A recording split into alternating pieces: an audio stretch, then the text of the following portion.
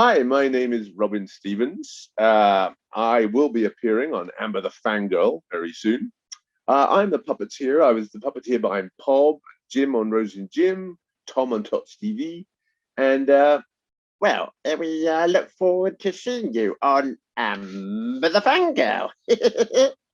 Hi guys, Amber here. Welcome back to In Conversation with ATF. My guest today is probably a man I grew up watching, not just watching as a puppeteer, but as a voice actor, listening. This man is incredible. My guest was the voice of Tom in Tots TV, Jim in Rosie and Jim, Pob in Pob's program. He was Grandpapa in Boohbah, the man in the Magic House in Teletubbies, Joe Corner in Corners, and was a faithful voice actor, puppeteer for Ragdoll Productions for many, many years. He now lives in America and has done since the mid-noughties, but still, he is one of the greatest puppeteers. My guest is Robin Stevens. Thank you. So, Robin, how are you today? I am very well. Yes, a beautiful day here in North Carolina, USA. And Wow. It's very nice. I'm jealous, honestly. I've always wanted to visit America, but unfortunately I don't have the money. I don't have a passport, but, you know, one day. Well, come visit very soon. I hope I do, honestly. So, Robin, what a resume. Well, that's all I can pretty much say. You've got such a huge resume, and I pretty much grew up watching you. And wow. Oh, I'm so sorry. I completely forgot one role. You were Mr. Perfect in Blips. I was. Yeah, did you see that? Yeah. That was fun. Yeah, it was fun just being me instead of being a puppeteer for a change.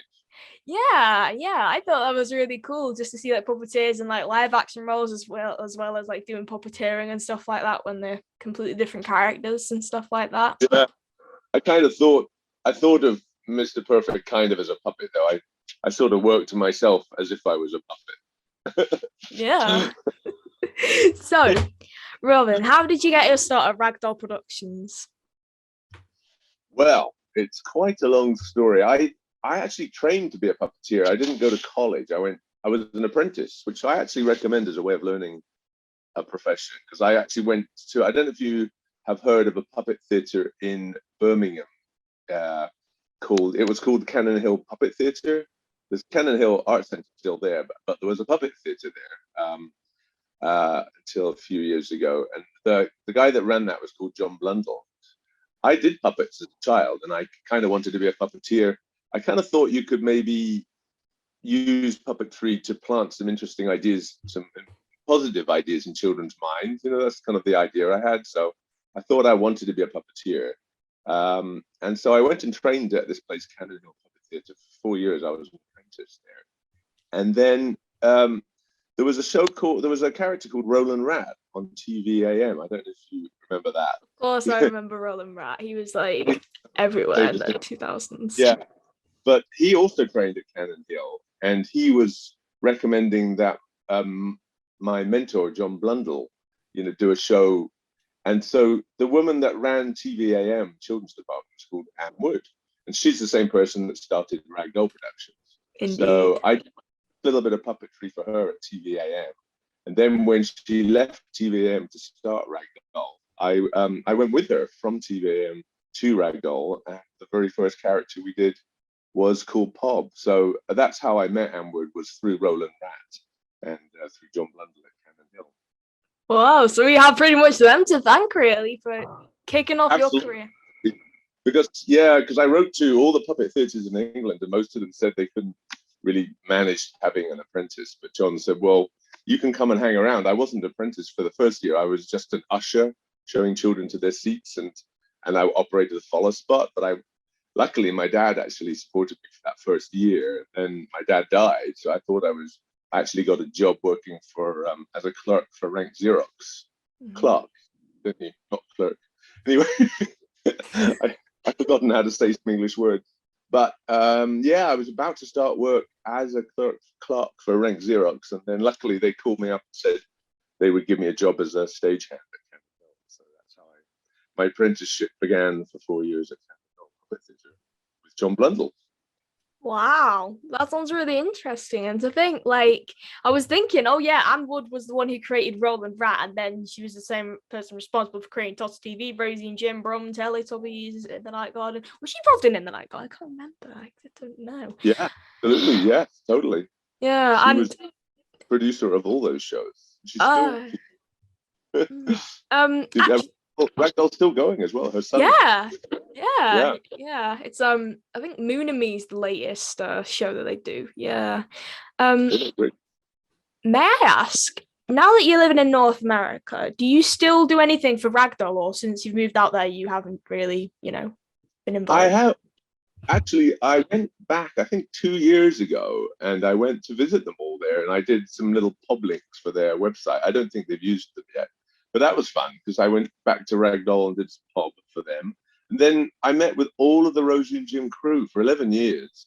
We had this little family that rode around on all the boats of all the canals of England. And it was so fun seeing them all again. We were a great little family, that just rode around on those boats and made all those shows for 11 years. That's so lovely. I mean, yeah, Rebecca Nagan, who was Rosie, you worked with her on that show for about, I'm gonna say at least 10 years, because the first Yeah, episode aired in 1990, and then like Neil Barrera was like 2000s. yeah, we made 11 series of those. So every year I would spend, half of my life, half of my year, finding all the 25 programs that we had to make. Then I had to write all the scripts. And then the fun bit was really when the team got together and we started filming them, and we filmed them in the summer for 2 or 3 months. So what's working with Rebecca like? I've heard she's really nice. I've seen your interview you did with who was it? Jack's podcast attack, Jack's throwback attack. Yeah. Yeah. Yeah. So what's she like? What's Rebecca like? Wonderful. She's the most, the moment I met her, she was already bouncy and sparkly. She's, one of those sparkly, bouncy people that, someone once said you can almost divide people into two. There's kind of fountains and drains. And Rebecca's definitely a fountain. She's always sparkly. It was so fun to work with her. And we got into all these funny little places together and did this show. And we always got on really well, even though we were in these tight little, sometimes we were in a luggage compartment of a small aircraft, or, we were Yeah. so far on a, but we always made it fun and had chocolate things lined up between scenes. Oh, yeah, there's some really good episodes of the show. I mean, from what I can remember, I think the supermarket episode is one of my favorites, along with a few of the Pat episodes. Yeah, like the one where like it's like a restaurant on a barge, and then like Jim ends up throwing like a pie or something, and ends up hitting Pat like square in the face, and she just gets cream all over her face and stuff like that. The Neil. We just used to mess everything up. Rebecca and I just would go in and do our scene and mess everything up, and then the poor design team had to come in and clean everything up. They were reminding us that when we met them at the reunion. They were saying, oh my goodness, do you remember the messes you guys used to make? And then we had to clean them up. That reminds me, there was a VHS tape called The Biggest Messes Ever, 1 and 2 released. So Yeah. I can't remember what I like episode. Let's have a look. Well, I completely this just threw out my head the next one. Oh, there we go. There it's back. When you were on the set of Rosie and Jim, did you ever talk to any of the human cast? So John Conliffe, Pat Stevens, or Neil Brewer? Did you ever hang out with them when you weren't filming, or did you just like not spend like your breaks with each other? We would all be staying in a hotel, together when we were filming. So we quite often would have a drink or see each other. And of course, I'm the writer of Rosie and Jim, so I had to talk to them all a lot about what their lines were and what they were willing to. When I was writing, I was constantly having to call them up and say, Neil, how would you feel about going up a skyscraper on the outside? Or how would you mind going water skiing? So yeah, so Neil's a good buddy of mine, and John Cunliffe and Pat, they were great people. Sadly, they're no longer with us. They were, it was, they were both famous writers in their own right, so it was fun to get to know them a little. Yeah, because John wrote Postman Pat, which obviously was turned into a television show. Pat Yeah, Hutchins wrote Titch. I'm not sure if you remember that. That was an old show that aired on CITV or Channel 5 around 1999, 2000. she Yeah, wrote, and she did and wrote a lot of children's books as well, like Rosie. Yeah, she yeah. was a illustrator and writer. Yeah. Wonderful. I've just had a look at the episodes on this Biggest Messes Ever. They're all from the Neil era. There is a chimney sweep, washing day, do it yourself, tomato ketchup, and oodles of noodles. I'm not sure if you remember any of those episodes.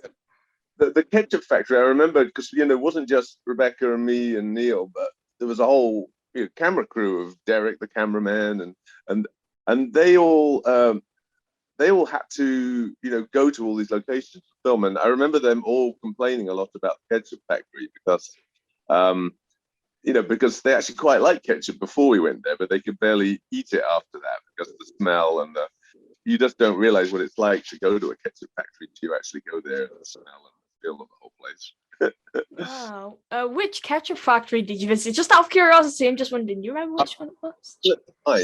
And they had a special bucket they kept in a secret safe or something. They wouldn't let us see what the special spices and herbs that go into there, because that's their only difference. Because apart from that, it's sugar and tomatoes. Yeah. Puree. You said the Couldn't believe Heinz. You said the Heinz factory. Is that the one in Wigan, the big one? I don't actually remember where it was. Actually, I forgot. It was quite a long time ago.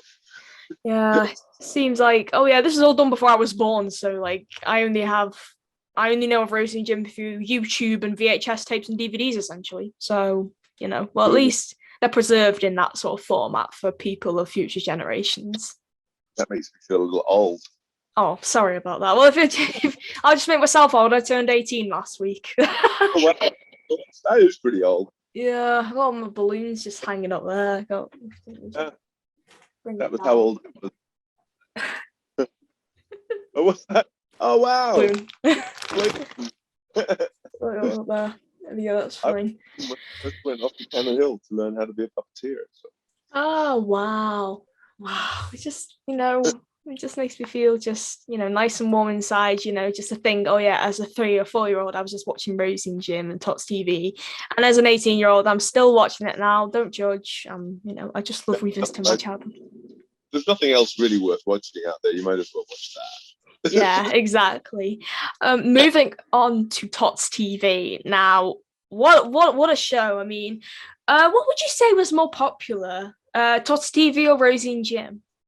It's hard to know, really. I mean, I do find that a lot of people remember Rosie and Jim, and Tot TV certainly had a following, not just in England, of course. England, Rosie and Jim was more just a British show, and Canada, I think. But Tots TV was seen around the world because it had this very novel idea of having one character that only spoke the second language, which in England was French, but in other countries it was the second language that everyone speaks. So that was quite a novel idea, I think, at the time, and so it spread around the world. The only problem with Tots TV in Germany is that Tot actually means dead, so they couldn't really show it there because it meant dead TV. Oh, oh, they had a US dub, yeah. And obviously the character spoke American. Tilly spoke Spanish, and That's right. And in the French dub, Tom and Tiny spoke French. Tilly spoke English. No way! I never saw that one. Wow. Yeah, I was involved. I was involved with the American dub. I came out to New York to interview all the people that were going to do the voiceover thing.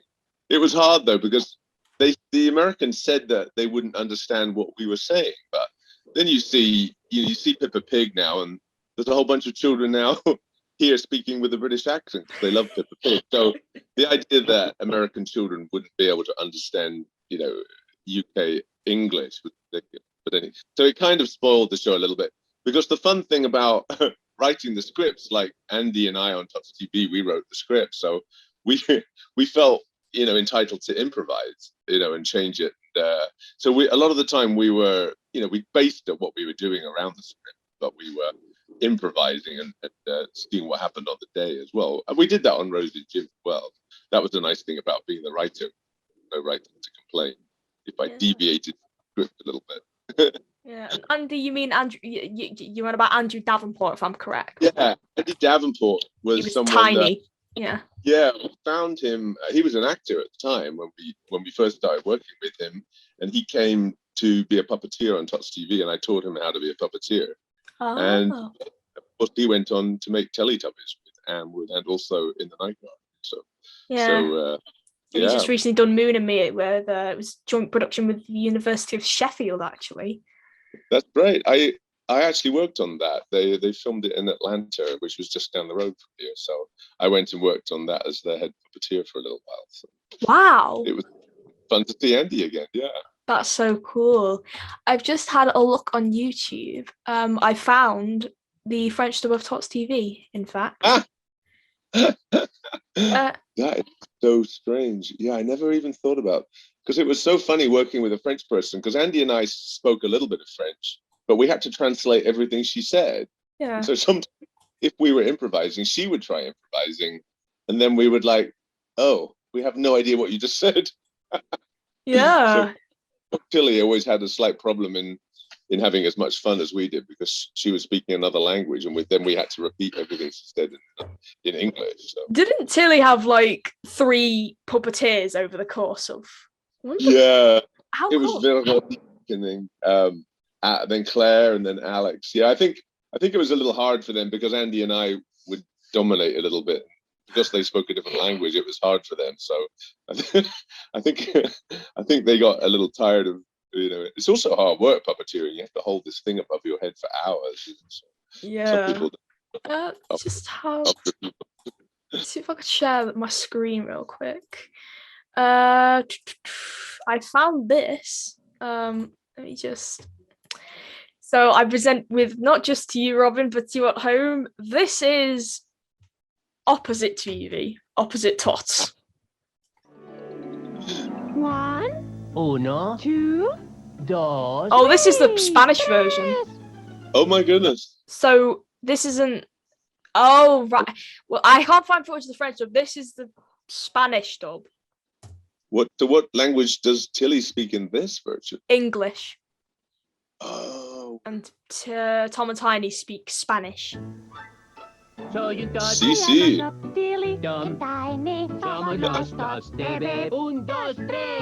So you thought I am a top tilly. It was lovely working in that cottage. Oh yeah, I hate to bring it up, but did you hear about what happened to it?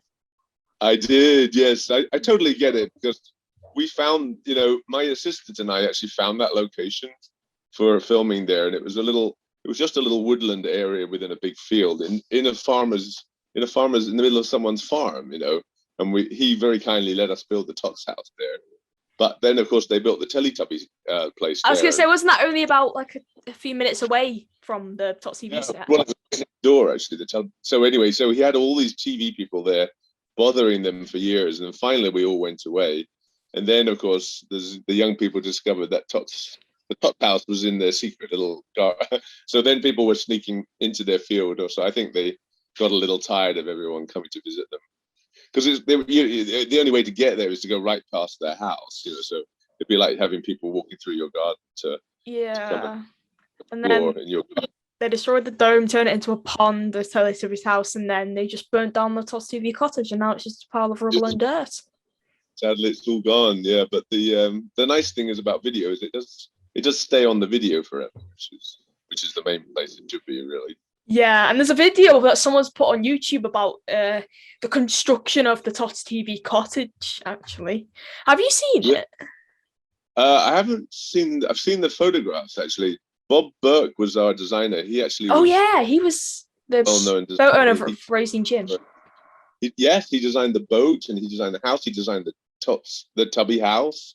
He also designed for what are they called? A Monty Python as well. So he used to work with me, and so yeah, he was an amazing designer. He actually built a history into the Tots TV house, so you could see where someone had taken down a wall and put an extension in. Of course, it was just a set, but he had a whole history built into into the look of the Tots TV house. That is so cool. Actually, I've got to ask you this.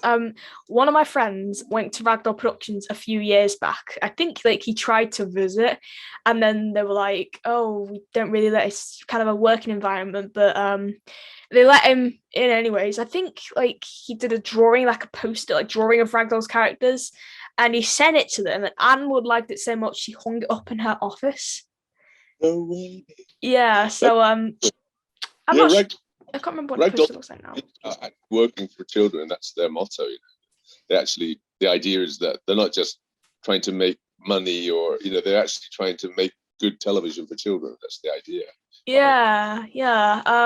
And had a whole testing department where they would film children watching our shows, and then we would those videos to see whether children laughed or whether they understood the show. No one does that. It was quite a breakthrough. So that's why, and then we would change the shows so that to make sure that children enjoyed them and understood them. Yeah, and so when my friend mailed this poster, he got a ton of goodies as well. He got like phobia plush. He got a big book of the history of Ragdoll, and he said to me he looked in it recently, and apparently there was originally going to be 5 Tots on Tots TV. Can you confirm if this is correct? That is true. I think I've even got. Yeah, because I designed the original Tots characters, and there was going to be 5 at one point. It's true, and then we realized it's going to get a little bit complicated. Wow, can you remember the rest of the other 2 names? I don't think they ever got names. I remember there was Tiny had green hair, Tom had blue hair, and then Tilly had orange hair, and I'm trying to remember what color the other one had. Gosh, that was a long time ago, but. Yeah, there was one point when we were auditioning, like, a bunch of different people. There was actually 5 in the audition at one point. I think we just thought it was going to become a little unmanageable to film, so we decided to go down to 3. But, yeah, it's fun. It's funny when you see a show because it all looks like it's always been there, but in fact we had to invent it all. I wanted to do a show that was more, Rosie and Jim was about going out and exploring the real world. And TV was meant to be just the initial idea was, can we explore what it's like to have children's feelings, to explore children's feelings, what it's like to have feelings and friendship and relationships. And so that Tots TV was meant to be more about the relationships and the feelings you have as a child. Yeah, as well as going out, they also stayed in as well. Sometimes they'd have a whole episode where they stayed at home and did stuff and like that. I don't think they ever did that with Rosie and Jim. Yeah, when we first made the show, it was a whole show where you would go out into the world, explore it, and then come back and kind of digest what you'd learned. Yeah, and reflect on it. But then they cut the show in half, so then we suddenly had to they made them much shorter, so we had to just do an out or an in. So that was a bit of a shame, really. We were sad about that. Yeah. May I ask, do you own any puppets from any of the shows that you've done, or any props at all? Well, I could just show you this. I think I showed it.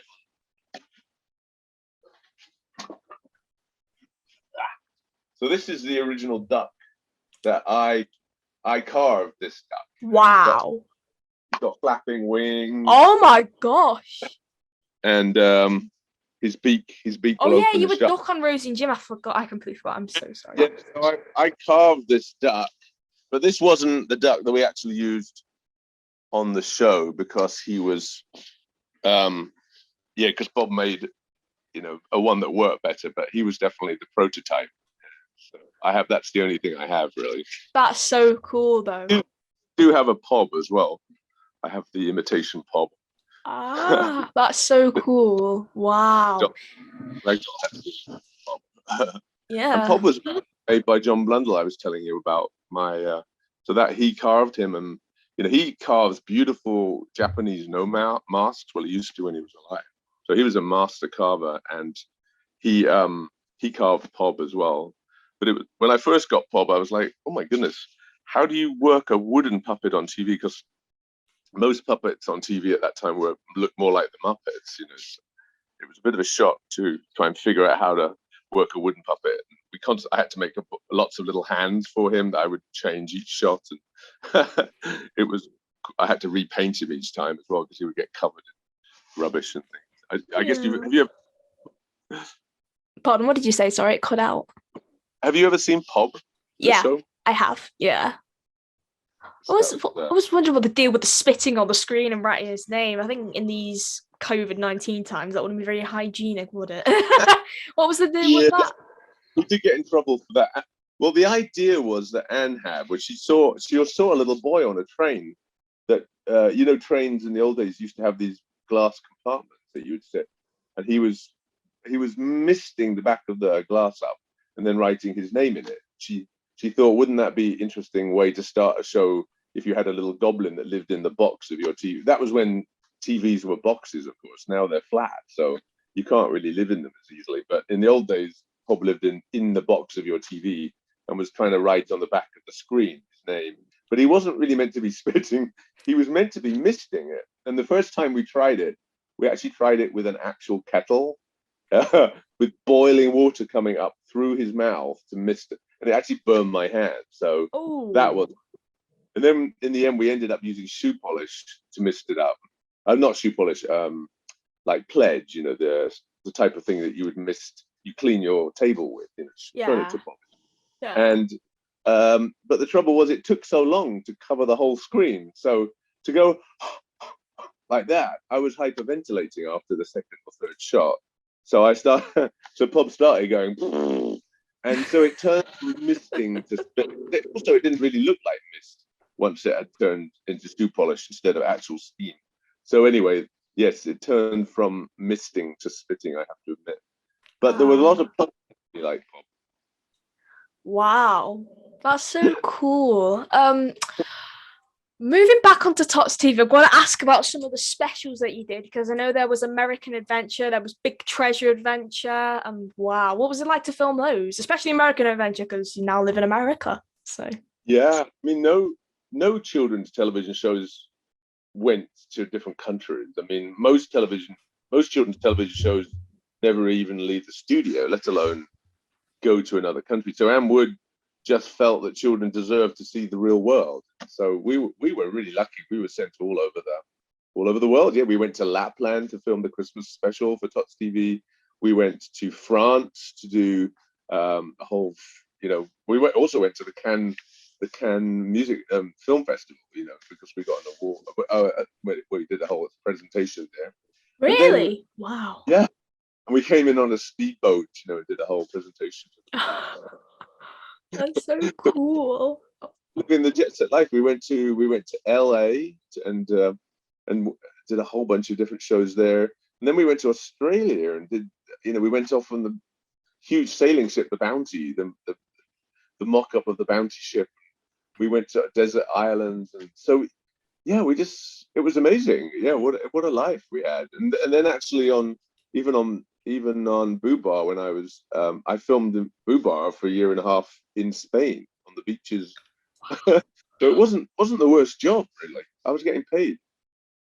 Yeah, that was. Yeah, you were Grandpapa. I believe you were part of the live action segments. I was running on those beaches, on those, because the reason why, of course, there are those huge piles of sand is because the wind blows them into huge piles of sand. So it's very windy in Tarifa where we were, and it was also the sand was very deep, so it was hard to run on it. But anyway, I didn't really think it was filmed in a different country. I just thought it was down south, like in Cornwall or something. I just didn't really, process it.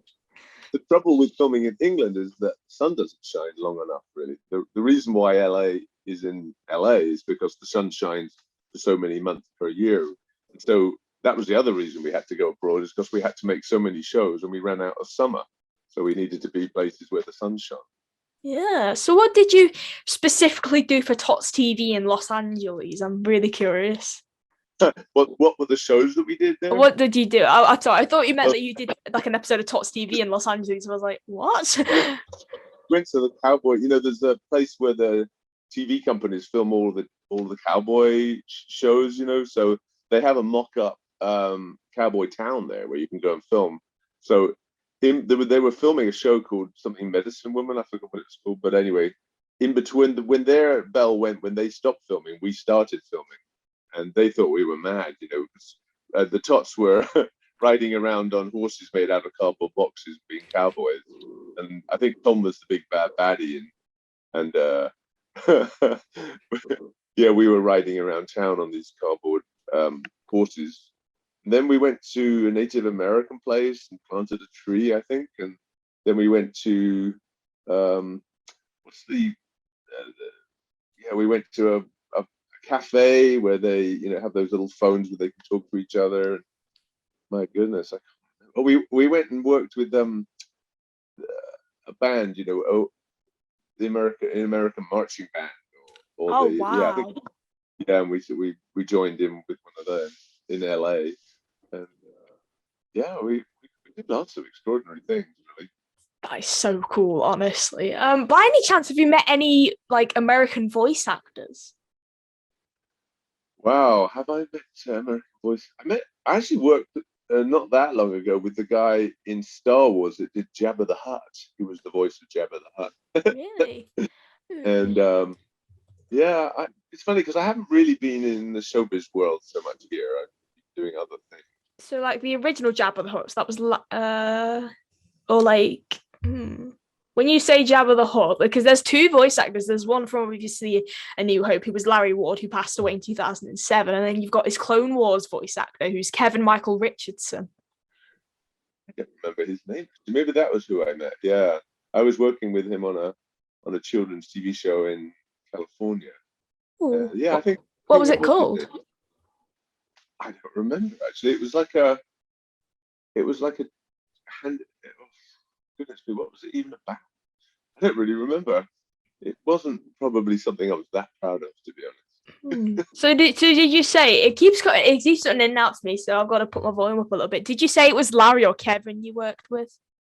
Oh, Kevin, yeah. Kevin Michael Richardson, one of my favorite voice actors. I've got to admit. Really? He's got such a range. He's Bulkhead in Transformers Prime. He's been in so many shows. It's unbelievable. He was in the original Mortal Kombat film. Just have a look at his Wikipedia page now. He was Gantu and Lilo and Stitch. Wow. I've always wanted to interview him, to be fair, because he's such a good voice. Wow, well, it's such an honor because I'm a big fan of voice actors. That's pretty much why I started this podcast. So of course I don't really think of myself as a voice actor because when we puppeteer, we're mainly puppeteering, but we also do the voice at the same time. So I think of myself as a puppeteer rather than a voice actor. Wow, I can't get over that, honestly. That's just proper made my night. I'm having a look at my notes. What else is there on my notes? Here's a good one. How much do you think you relate to your characters? So like Tom, Jim. Yeah, I think Jim is probably more closer to who I am. And then Pob, of course, was definitely the crazy inner child. I do have that slightly crazy side to me as well as Tom wasn't really quite like me, I don't think, as much. And also I had to be the kind of more boring one. So that was it's not as much fun to be the steady boring, older one, because it was more fun to be tiny, I suspect. So and then yeah, Grandpapa and Mr. Perfect. Well, I definitely am Mr. Perfect, so of course anyone who thinks they're perfect generally doesn't go well for them. So that was the whole point. Yeah. I mean, Mr. Perfect, he did something perfect, and then the blips came along to screw everything up. They reversed the whole process. The whole series was lost media until about last year, when a lot of episodes just started resurfacing online. Oh, really? You've seen them? Because the Canadian company bought most of the Ragdoll shows. Oh yeah, so... DHX Media, Wild Brain. Yeah. I think they own all of them apart from Pob, if I'm not mistaken. Correct. Yeah, Pob is the only one that they don't. Well, and of course, all the and new Twirly Woos as well, I think. All the new ones they play, like Twirly Woos, they don't own. But all the old back shows that we made were bought up by them. Yeah. Yeah. Well, yeah. I completely forgot about Twirly Woos. Were you involved with that at all? I was not. No, a lot of my friends, at Ragdoll made that show, and it's a brilliant show. Yeah. That's so cool. I'd like to ask you now, because you told me you moved to America around 2006-ish. So I hope you don't mind me asking, what made you make the move to America? Well, there's family reasons, really. My son's mom moved here, so I didn't want my son to have to go back and forwards across the Atlantic. So I came here to be with my son, really. But I love it here. Asheville's a fun place. That's so cute. That's just so lovely. That's just really heartfelt. If I'm not mistaken, you have grandchildren as well. I do, yeah. Tula and Zeffie are my grandchildren, and two little girls. They were, I just got married again, and they were flower girls at my wedding. They didn't throw petals. They just threw their little Zeffie, who was quite, I guess she was 3 at the time. She was just doing one petal at a time. Oh. So how old are they now? Would you say? Tula is 8 and Zeffie is 4, I think. Wow. Yeah. Have they seen any of your shows that you've done? Well, they have a little bit. I used to show. Tula used to live here a few years ago when she was much younger, and I used to show them.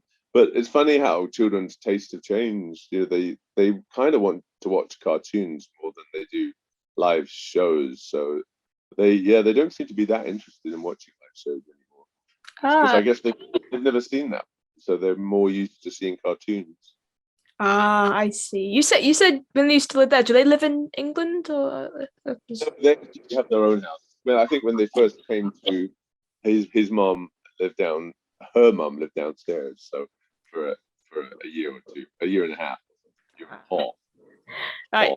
This is one thing. Okay, this is one thing that's made me a little bit curious. The accents. So I was wondering, do your grandchildren have American accents or British accents? I don't know if it's inherited or, you know. Probably American, because they grew up here. My son, however, didn't leave England till he was 12, so his accent is a little bit like mine, where it kind of goes in and out. It flows in. He's in England right now, actually, so I'll be interested to see if he gets some more of his English accent back. Oh wow, that's cool. If he has a good time over here, wherever he may be. Yeah, people like the English accent, especially here in North Carolina. They think it's quite sweet, so I try to keep it as much as I can. Oh, that's so sweet. Oh, bless you, Robin. Here's a good question, right? So with this whole Ragdoll Productions thing, or with this whole reboots coming back and stuff, would you like to see a Tots TV or a Rosie and Jim reboot? It's funny because the boat had sort of disappeared, but apparently the new owners of the boat have made it look a lot more like how it used to look, the Ragdoll. So we were joking at the Rosie and Jim reunion a couple of years ago that we should maybe approach them and see if we could do a Red Nose Day special or something, you know. But who knows? I would watch that. Of course, we would have to ask the new owners whether they would be interested in us using their characters again. But it's highly unlikely, but who knows? Yeah. Okay. Final question. Okay, I've saved the best till last. Can you still do their voices at all? Oh yeah, I think I can. Well, I didn't know. You have to tell me. Which one shall I do? Jim? Rosie and Jim. Rosie and Jim. Do you sometimes just like burst out with the voice when you're in conversation at all? Oh no, because people think you're very odd if you do that. Tilly Tabatide. I'm a Tots TV. Well, I meant like when you're talking to your family, because I know obviously they know about your career, but do you just like, oh, it just doesn't come out at all? Quite an odd thing, really. I sometimes wonder how on earth I got paid for doing that fun job. That makes me. The thing about the pub's voice was it was so high that it was actually quite hard on my voice. So. Wow. Actually, I've got to ask. That's just reminding me of another question. How come you made Tom and Jim's voices so similar? Yeah, well, I learned on Pub that I tried doing. Pub was quite different from my own voice, and when you're doing it over 11 years or something, doing it every day, it gets quite hard on your voice. So I decided to, for a long-term character like Tom and Jim, I didn't want them to be too hard on my voice, so I made them quite similar to my own. Tom's voice was a little bit different from Rosie and Jim. Rosie and Jim. Rosie and Jim were a bit more nasal, you know. Yeah, wow. Oh my gosh. Like I'm just smiling right now. My 4-year-old self is just thinking, oh my gosh, like What was funny is when we were filming, you get little children come up and see us filming with the puppets, and they would still come up and hug the characters and not look at us. They forgot. They didn't really notice the adults underneath. They would just see the puppet. Well, that's good. I think that's really sweet because if someone's puppeteering, I thought they would usually take more notice of the person who's there puppeteering and stuff. But they're like, no, they interact more with a puppet and just they treat it as a real person and stuff like that. Yeah, I think actually when children get freaked out by masks and puppets, it's when they don't see that you're playing. Because children understand about playing; they do it all day long. So if they Yeah. know you're doing that kind of puppet game, they get it. But I think sometimes when you go to Disneyland or something and you don't know actually whether the thing is real or not real, that's when it gets a little scary. Yeah. Actually, I've got to get this on film, right? So you said because they have custom start, they have custom messages on the ride, I believe. Because at the end they're like, "Thank you for riding with us" or something like that. That's right. Wow. Yeah, we recorded all that stuff. Wow. That's so cool. So did you did you meet any of the creators? Because I know the Tots TV one was done by R.G. Mitchell. So that was Robin Guthrie Mitchell, who was the head of the company of Skegness, Lincolnshire around 1995.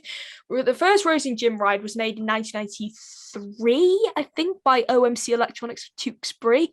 And then the second one was done by Amitech of Mablethorpe in 2000 when it was the Neil era. It was like a video option. I didn't know all these things. Yeah, they had to buy a license from us to be able to make those. So we had to meet with them and discuss. And they would show us the design, and then we would change it. That's so cool. So yes, because I was head of the Rosie and Jim marketing team. That is so cool. I mean, I'm just looking at photos of the rides now. There. Right. Yeah. That's the OMC one, and that's the Amitech one. That's true. I remember that we switched at one point. Yeah. How do you know all these? Well, it's a long story. I started filming rides in around 2016. I started filming these kiddie rides, and a lot of these people who have autism just love these coin-operated rides, and they research them. They find out tons of information about them, and it's just amazing the knowledge that a lot of people like me have of these rides. And I started filming them, and my YouTube channel now is about 5,000 subscribers. Just from filming those rides. That's amazing. I love it. So then I was actually asked to be the voice of a kiddie ride just before the pandemic. You can see it here. It's a helicopter ride. Actually, I might as well search it up. Oh, so it hasn't happened yet. Your ride. Oh no, it has happened, but only 2 models were made because the pandemic actually then caused the ride company to go bust. Oh no. Yeah, so there I am. So yeah, that's the ride. Doctor, I did. Wow. Well, congratulations. Thank you. Thank you. Yeah, after Tots TV Kitty Ride. I'll have to find that's mine. I have to quickly find the ending message. Has the I have there's an end message. It's somewhere around here. Thank you for riding with us. Thank you very much. It's been brilliant. It's been really, really nice. Goodbye. Yeah. That was a custom end message because they what RG Richard did is they tend to get the voices of the licensed characters and they'd record exclusive start button messages, sound effects, or ending messages. Yeah, I remember. There is a video option. I have filmed this in Ingle Mills, so it would have these video clips on the screen of different things. I can't remember which ones they had. They had Baker Cake, the artist. Washing Up was another one of them. I think here's the one I filmed. This was actually I was about 13 when I filmed this. That's my friend there. Try and find it. They pop up. There we go. Hang on. Wait. Hold on. Oh my god. There. Oh my goodness. Yeah, so that was it's just amazing, honestly. There's another one here. I think this one has the models working on it, I believe. Yeah, it does. There we go.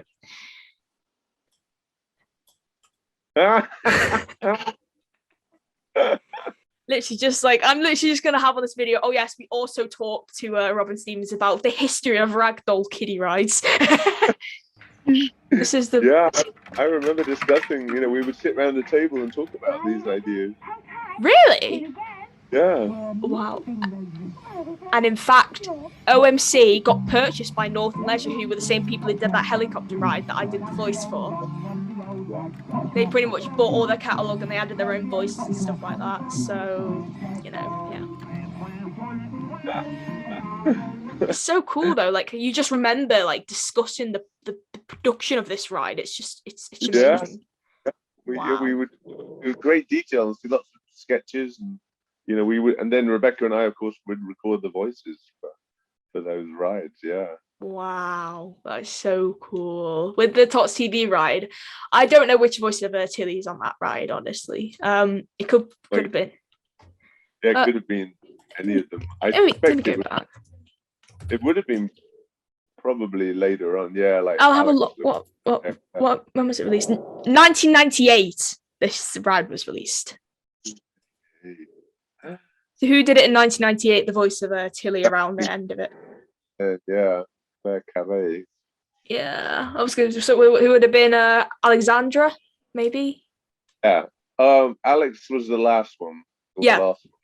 Yeah. So yeah, that probably would have been Alex. Yeah. Most likely would have been her. She also worked on In the Night Garden. Oh, really? Yeah. She did the puppetry with me on there. That's so cool. So I'm presuming these were just exclusive announcements or things recorded for the ride. Yeah, we would record those specially, and we did a whole bunch of audio tapes as well for Rosie and Tots TV. Yeah. Wow, that's so cool. Did you ever keep any of those audio tapes by any chance? Yeah. I've been trying to figure out where they are. Actually, trouble is I would give all these things to children, and then they would listen. But I never got them back. So yeah, I don't know if I do have. I need to go through all my stuff. I hope I do have some audio tapes, because actually the Rose and Jim ones were amazing. We went off on these incredible adventures, climbing up trees, going off into imagination. Because of course you can do anything on an audio tape. You don't have to worry about film it or not. You can go off into amazing fantasy worlds. Robin, where can we? Are you on social media at all? Well, I don't have my own kind of fan page or anything really yet, but maybe I will. I'm just starting actually to make some new videos in my new studio I'm building in my garden. So watch this space. I will. All right. Well, in that case, in the future, I will add any social media links if you want me to add any, if you create like a YouTube channel or something along those lines. I would love that. Yeah. Sweet. So to you at home, thank you so much for watching this interview with Robin Stevens, the one and only, whichever side, I don't know, I always get it wrong, whichever side I point, but oh well. Thank you for watching. Stay safe, stay happy, and we'll see you soon. Bye, and cut.